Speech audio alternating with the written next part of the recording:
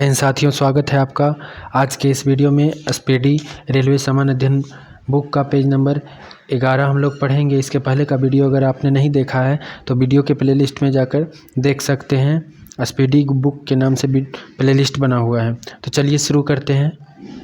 सबसे पहले हम लोग पढ़ेंगे मुद्रा प्रणाली। मुद्रा प्रणाली के बारे में। भारतीय मौद्रिक व्यवस्था की इकाई रुपया है। भारतीय मौद्रिक व्यवस्था की इकाई क्या है? रुपया है। आरबीआई के मौद्रिक नीति का नाम नीतिगत दस्तावेज है। आरबीआई के मौद्रिक नीति का नाम क्या है? नीतिगत दस्तावेज है। रुपये को पहली बार शेरशाह सूरी के शासन काल में लगभग 1542 ईस्वी में ढाला गया था। रुपये को सबसे पहली बार कब ढाला गया था? 1542 ईस्वी में शेरशाह सूरी के शासनकाल में ढाला गया था।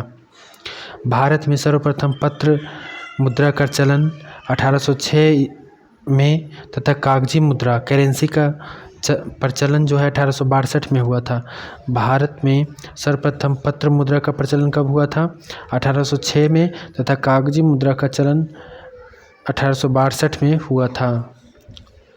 भारत में दशमलव मुद्रा प्रणाली 1 अप्रैल 1957 से प्रारंभ हुई। भारत में दशमलव मुद्रा प्रणाली 1 अप्रैल 1957 से प्रारंभ हुई। मुद्रा का अवमूल्यन 3 बार 1949, 1966 तथा 1991 में हुआ है। मुद्रा का अवमूल्यन कितने बार हुआ है? 3 बार हुआ है। 1949 ईस्वी में, 1966 में तथा 1991 में हुआ है। भारत में सिक्कों की टकसाल मुंबई, हैदराबाद, कोलकाता और नोएडा में है। भारत में सिक्कों की टकसाल कहाँ है? मुंबई में 1830 में जहाँ शुरू हुआ, हैदराबाद 1903 में, कोलकाता 1950 में और नोएडा 1989 में शुरू हुआ। यह है 10, 50, 100, 500, 1000 मूल्य के note currency note press Nashik, Maharashtra में छपती है। 10, 50, 100, 500, 1000 मूल्य के नोट करेंसी नोट प्रेस छापती है। देवास जो मध्य प्रदेश में है स्थित बैंक नोट प्रेस 20, 50, 100, 500 मूल्य वर्ग के नोट छापती है। देवास जो है देवास स्थित बैंक नोट प्रेस 20, 50, 100, 500 मूल्य वर्ग के नोट छापती है। बैंक और करेंसी नोट कागज तथा नॉन जुडिशियल स्टाम्प पेपर की छपाई सिक्योरिटी पेपर मिल होशंगाबाद जो मध्य प्रदेश में है यहाँ होता है। बैंक और करेंसी नोट कागज तथा नॉन जुडिशियल स्टाम्प पेपर की छपाई सिक्योरिटी पेपर मिल होशंगाबाद में होता है। 1 रुपये के नोट और सबसे कम राशि के करेंसी सिक्के वित्त मंत्रालय द्वारा, जबकि 1 रुपये से अधिक राशि के नोट और सिक्के भारतीय रिजर्व बैंक द्वारा जारी किए जाते हैं। 1 रुपये के नोट और उससे कम राशि के करेंसी सिक्के कौन जारी करता है? वित्त मंत्रालय द्वारा जारी होता है। जबकि 1 रुपये से अधिक राशि के नोट और सिक्के भारतीय रिजर्व बैंक द्वारा जारी किए जाते हैं। 1 रुपये के नोट पर वित्त सचिव और 1 रुपये से अधिक सभी नोटों पर भारतीय रिजर्व बैंक के गवर्नर का हस्ताक्षर होता है। 1 रुपये के नोट पर किसका हस्ताक्षर होता है? वित्त सचिव का होता है। और 1 रुपये से अधिक सभी नोटों पर भारतीय रिजर्व बैंक के गवर्नर का हस्ताक्षर होता है। वर्तमान में नोट निर्गमन की न्यूनतम कोष प्रणाली लागू है, जिसे अक्टूबर 1956 में अपनाया गया था। वर्तमान में नोट निर्गमन की न्यूनतम कोष प्रणाली लागू है, जिसे अक्टूबर 1956 में अपनाया गया था। ग्रेशम का नियम मुद्रा प्रचलन से संबंधित है। ग्रेशम का नियम किससे संबंधित है? मुद्रा प्रचलन से संबंधित है। मुद्रा प्रचलन से संबंधित है। प्लास्टिक मनी क्रेडिट कार्ड कहलाता है। प्लास्टिक मनी किसे कहा जाता है? क्रेडिट कार्ड को प्लास्टिक मनी कहा जाता है।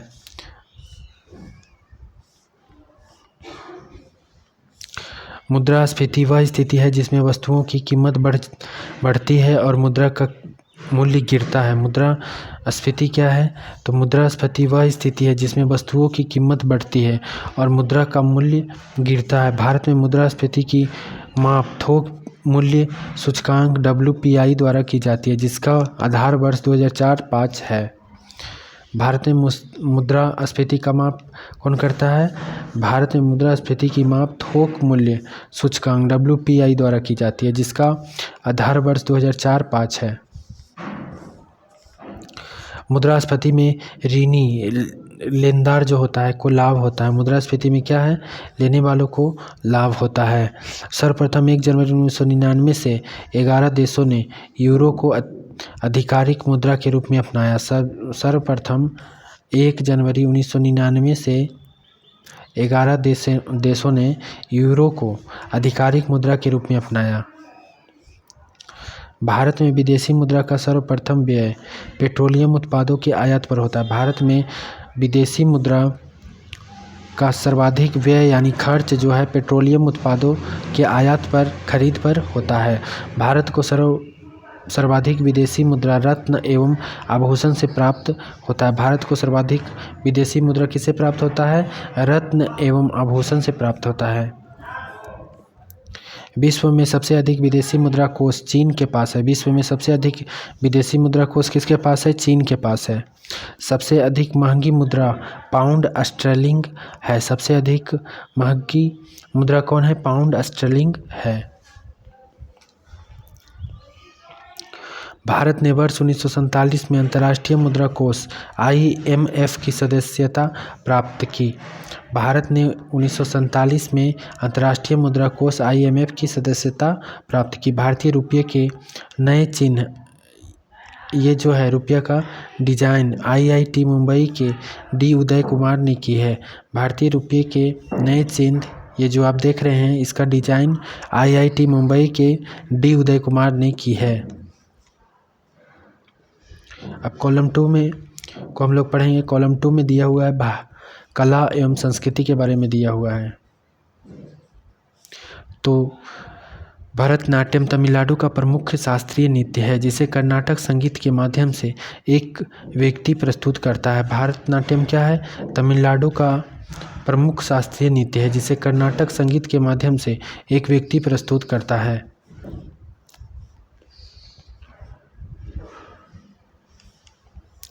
भरतनाट्यम के 3 प्रमुख घराना है, तंजौर, कांचीपुरम और पंडनलूर। भरतनाट्यम के 3 प्रमुख घराना कौन कौन है? तंजौर है, कांचीपुरम एवं पंडनलूर है। ई कृष्ण अय्यर तथा यामिनी कृष्णमूर्ति भरतनाट्यम के प्रमुख कलाकार हैं। भरतनाट्यम के प्रमुख कलाकार कौन हैं? ई कृष्ण अय्यर तथा यामिनी कृष्णमूर्ति, ये भरतनाट्यम के प्रमुख कलाकार हैं। कथकली केरल का प्रमुख शास्त्रीय नृत्य है। कथकली कहाँ का प्रमुख शास्त्रीय नृत्य है? केरल का प्रमुख शास्त्रीय नृत्य है। कथकली के गीतों की भाषा मलयालम है। कथकली के गीतों की भाषा क्या है? मलयालम है। 1968 में हिंदी गीतों पर पहली बार कथकली प्रस्तुत की गई थी। 1968 में हिंदी गीतों पर पहली बार जो है कथकली प्रस्तुत की गई थी। कथकली मंच पर काले वस्त्रों का प्रयोग होता है। कथकली मंच पर किस कपड़ों का प्रयोग होता है? काले वस्त्रों का प्रयोग होता है। काफ़ी महत्वपूर्ण क्वेश्चन है कि कथकली मंच पर कैसे कपड़ों का प्रयोग होता है? तो काले वस्त्रों का प्रयोग होता है। कथक उत्तर भारत का प्रमुख शास्त्रीय नृत्य है। कथक जो है उत्तर भारत का प्रमुख शास्त्रीय नृत्य है। कथक और कथकली में अंतर है। कथक जो है उत्तर भारत का प्रमुख शास्त्रीय नृत्य है और कथकली जो हुआ आपका केरल का प्रमुख शास्त्रीय नृत्य है। कुचिपुड़ी आंध्र प्रदेश का प्रमुख शास्त्रीय नृत्य है। कुचिपुड़ी कहाँ का है? आंध्र प्रदेश का प्रमुख शास्त्रीय नृत्य है। वल्लतोल नारायण मेनन, आनंद शिवरामन, माधवन, कृष्णन कुट्टी कथकली के प्रमुख कलाकार हैं। कथकली के प्रमुख कलाकार कौन हैं? वल्लतोल नारायण मेनन, आनंद शिवरामन, माधवन, कृष्णन कुट्टी कथकली के प्रमुख शास्त्रीय कलाकार हैं। ओडिसी उड़ीसा में प्रचलित नृत्य कला की प्राचीन शैली है। ओडिसी जो है उड़ीसा में प्रचलित नृत्य कला की प्राचीन शैली है। ओडिसी नृत्य पूर्णतः आराधना का नृत्य है। ओडिसी नृत्य क्या है? पूर्णतः आराधना का नृत्य है। सोनल मानसी, केलू चरण महापात्र तथा कालीचरण पटनायक ओडिसी नृत्य के प्रमुख कलाकार हैं। ओडिसी नृत्य के प्रमुख कलाकार कौन हैं? ओडिसी नृत्य सोनल मानसी, केलूचरण महापात्र तथा कालीचरण पटनायक ओडिसी नृत्य के प्रमुख कलाकार हैं। भारतीय शास्त्रीय नृत्य में 9 रस हैं। भारतीय शास्त्रीय नृत्य में कितने रस हैं? 9 रस हैं। मोहिनीअट्टम नृत्य का संबंध केरल से है। मोहिनीअट्टम नृत्य का संबंध कहाँ से है? केरल से है। यक्षगान कर्नाटक का प्रमुख लोक नृत्य है। यक्षगान कहाँ का प्रमुख लोक नृत्य है? कर्नाटक का। यक्षगान में नृत्य और गान का संगम होता है। यक्षगान में क्या होता है? नृत्य और गान दोनों होता है। नृत्य और गान का संगम होता है। जात्रा जो है पश्चिम बंगाल का लोक नाट्य है। जात्रा क्या है? पश्चिम बंगाल का लोक नाट्य है। हरिप्रसाद चौरसिया एक प्रसिद्ध बांसुरी वादक है। हरिप्रसाद चौरसिया क्या है?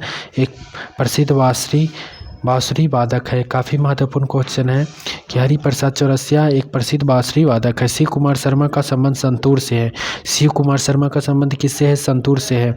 अजंता तथा एलोरा की गुफा औरंगाबाद जो महाराष्ट्र में है, और अजंता एवं एलोरा का गुफा कहाँ है? औरंगाबाद में है। औरंगाबाद जो कि महाराष्ट्र में है। नागर शैली उत्तर भारत के हिमालय से लेकर विंध्य तक है। नागर शैली कहाँ तक है? नागर शैली उत्तर भारत के हिमालय से लेकर विंध्य तक है। मुक्तेश्वर मंदिर जो उड़ीसा में है। लिंगराज मंदिर भुवनेश्वर उड़ीसा में है। खजुराहो का मंदिर मध्य प्रदेश में है। ये नागर शैली के उदाहरण हैं। मुक्तेश्वर मंदिर, लिंगराज मंदिर, खजुराहो का मंदिर नागर शैली का उदाहरण है।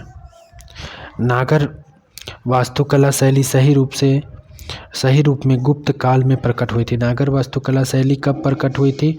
तो गुप्त काल में प्रकट हुई थी। कांचीपुरम तथा एलोरा का कैलाश मंदिर, तंजौर का बृहदेश्वर मंदिर द्रविड़ शैली का उत्कृष्ट उदाहरण है। कांचीपुरम का एलोरा का कैलाश मंदिर, तंजौर का बृहदेश्वर मंदिर द्रविड़ शैली का उत्कृष्ट उदाहरण है। नागर एवं द्रविड़ शैली के मिश्रित रूप बेसर शैली कहलाता है। नागर और द्रविड़ शैली के मिश्रित रूप बेसर शैली कहलाता है। कुक्कानूर का कालीश्वर मंदिर और लक्कुड़ी का जैन मंदिर वेसर शैली के उत्कृष्ट उदाहरण हैं। कुक्कानूर का कालीश्वर मंदिर और लक्कुड़ी का जैन मंदिर वेसर शैली के उत्कृष्ट उदाहरण हैं। सल्तनत कालीन वास्तुकला का भव्य नमूना दिल्ली स्थित कुतुब मीनार है। सल्तनत कालीन वास्तुकला का भव्य नमूना दिल्ली स्थित कुतुब मीनार है। कला की गांधार शैली का विकास कुषाण के समय हुआ था। कला की गांधार शैली का विकास कब हुआ था? कुषाण के समय हुआ था। अब कॉलम 3 को हम लोग पढ़ेंगे। कॉलम 3 में गांधी युग के बारे में चर्चा किया गया है। महात्मा गांधी जिनका पूरा नाम जो है मोहनदास करमचंद गांधी था। महात्मा गांधी मोहनदास करमचंद गांधी का जन्म 2 अक्टूबर 1869 में गुजरात प्रांत के पोरबंदर नामक गांव में हुआ था। महात्मा गांधी का जन्म कहाँ और कब हुआ था? महात्मा गांधी का जन्म 2 अक्टूबर 1869 में गुजरात प्रांत के पोरबंदर नामक गांव में हुआ था। इनकी माता का नाम पुतलीबाई तथा पिता करमचंद गांधी तथा पत्नी कस्तूरबा गांधी थी। महात्मा गांधी के पिता कौन थे? करमचंद गांधी, माता पुतलीबाई एवं पत्नी कस्तूरबा गांधी थी। इनके जन्म तिथि 2 अक्टूबर को अहिंसा दिवस तथा पुण्यतिथि 30 जनवरी को शहीद दिवस के रूप में मनाया जाता है। इनके जन्म तिथि को क्या मनाया जाता है? इनके जन्म तिथि 2 अक्टूबर को अहिंसा दिवस तथा पुण्यतिथि जिस दिन इनकी मृत्यु हुई थी 30 जनवरी को शहीद दिवस के रूप में मनाया जाता है। वे 1893 में एक मुकदमे में पैरवी में दक्षिण अफ्रीका गए तथा 1915 में वापस आ गए। वे दक्षिण अफ्रीका कब गए? 1893 में एक मुकदमे के पैरवी में दक्षिण अफ्रीका गए तथा 1915 में वापस आ गए। गांधी जी लियो टॉल्स्टॉय से प्रभावित के राजनीतिक गुरु गोपाल कृष्ण गोखले थे। गांधी जी के राजनीतिक गुरु कौन थे? गोपाल कृष्ण गोखले राजनीतिक गुरु थे इनके। गांधी जी ने 1906 में दक्षिण अफ्रीका में ही सत्याग्रह का पहला प्रयोग किया था। गांधी जी ने 1906 में दक्षिण अफ्रीका में ही सत्याग्रह का पहला प्रयोग किया था। गांधी जी ने भारत में सत्याग्रह का पहला प्रयोग 1917 में बिहार के चंपारण में किया था। गांधी जी ने भारत में सत्याग्रह का पहला प्रयोग कब और कहाँ किया था? 1917 ईस्वी में बिहार के चंपारण में किया था। सर्वप्रथम रविंद्रनाथ टैगोर ने गांधी जी को महात्मा तथा सुभाष चंद्र बोस ने राष्ट्रपिता कहकर संबोधित किया था। सर्वप्रथम रविंद्रनाथ टैगोर जी ने गांधी जी को महात्मा तथा सुभाष चंद्र बोस ने राष्ट्रपिता कहकर संबोधित किया था। गांधी जी ने खिलाफत आंदोलन, जालियांवाला बाग कांड तथा रॉलेट एक्ट विरोध में 1920 में असहयोग आंदोलन प्रारंभ किया था। गांधी जी ने जो है खिलाफत आंदोलन, जालियांवाला बाग कांड तथा रॉलेट एक्ट के विरोध में 1920 में असहयोग आंदोलन प्रारंभ किया था। 11 फरवरी 1922 के चौरी चौरा कांड से दुखी होकर गांधी जी ने असहयोग आंदोलन को स्थगित कर दिया। 11 फरवरी 1922 को चौरा चौरी जो कांड हुआ था, चौरा चौरी कांड से दुखी होकर गांधी जी ने असहयोग आंदोलन को स्थगित कर दिया। जालियांवाला बाग कांड 13 अप्रैल 1919 ईस्वी के विरोध में गांधी जी ने 1920 में केसर ए हिंद की उपाधि जो है लौटा दिया। जालियांवाला बाग कांड 13 अप्रैल 1919 ईस्वी के विरोध में गांधी जी ने 1920 में केसर ए हिंद की उपाधि लौटा दिया। गांधी जी ने 1919 में यंग इंडिया व नवजीवन तथा 1933 में हरिजन का प्रकाशन किया। गांधी जी ने 1919 में यंग इंडिया व नवजीवन तथा 1933 में हरिजन का प्रकाशन किया। 1924 के एकमात्र बेलगांव अधिवेशन जो कर्नाटक में है में वे कांग्रेस के अध्यक्ष बने। 1924 में गांधी जी एकमात्र बेलगांव अधिवेशन में वे कांग्रेस के अध्यक्ष बने। गांधी जी ने 12 मार्च 1930 को 78 अनुयायियों के साथ दांडी यात्रा आरंभ कर 6 अप्रैल 1930 को 388 किलोमीटर यात्रा कर दांडी में नमक कानून तोड़ा तथा सविनय अवज्ञा आंदोलन की शुरुआत की। गांधी जी ने जो है 12 मार्च 1930 को 78 अनुयायियों के साथ दांडी यात्रा आरंभ कर 6 अप्रैल 1930 को 388 किलोमीटर यात्रा कर दांडी में नमक कानून तोड़ा तथा सविनय अवज्ञा आंदोलन की शुरुआत की। 7 अप्रैल 1934 को गांधी जी ने सविनय अवज्ञा आंदोलन को समाप्त कर दिया।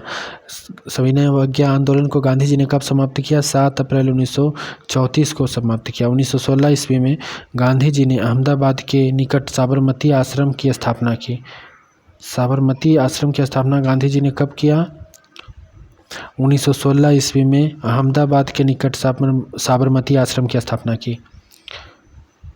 गांधी इरविन समझौता 5 मार्च 1931 को हुआ। गांधी इरविन समझौता कब हुआ? 5 मार्च 1931 ईस्वी को हुआ। 1942 में प्रस्तुत क्रिप्स प्रभाव को गांधी जी ने पोस्ट डेटेड चेक कहा। 1942 में प्रस्तुत क्रिप्स प्रभाव को गांधी जी ने पोस्ट डेटेड चेक कहा। 8 अगस्त 1942 को प्रारंभ भारत छोड़ो आंदोलन के दौरान ही गांधी जी ने करो या मरो का नारा दिया था। 8 अगस्त 1942 को प्रारंभ भारत छोड़ो आंदोलन के दौरान ही गांधी जी ने करो या मरो का नारा दिया था। 1931 में लंदन में हुए द्वितीय गोलमेज सम्मेलन में गांधी जी ने कांग्रेस का नेतृत्व किया था। 1931 में लंदन में हुए द्वितीय गोलमेज सम्मेलन में गांधी जी ने कांग्रेस का नेतृत्व किया था। गांधी जी ने की हत्या 30 जनवरी 1948 को नाथूराम गोडसे ने प्रार्थना के समय किया था।